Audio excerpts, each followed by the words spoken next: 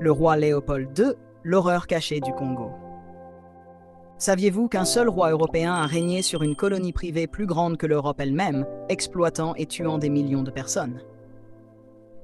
Léopold II, roi de Belgique, est responsable d'un des chapitres les plus sombres de l'histoire africaine.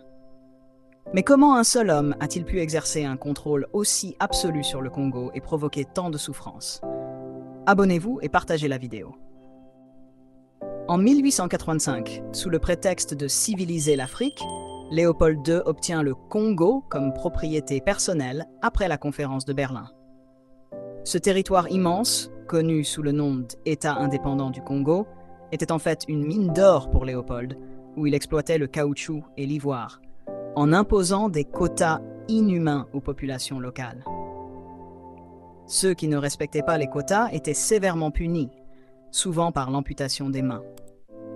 Des millions d'Africains furent contraints de travailler dans des conditions proches de l'esclavage, et des estimations suggèrent que jusqu'à 10 millions de Congolais sont morts sous le régime de Léopold.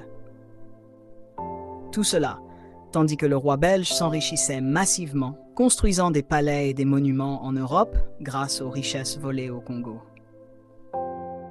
Le scandale du Congo éclate au début du XXe siècle, lorsque des missionnaires et des journalistes commencent à dénoncer les atrocités commises sous le règne de Léopold. Parmi eux, l'écrivain britannique Joseph Conrad, qui décrit la situation dans son roman célèbre « Au cœur des ténèbres ».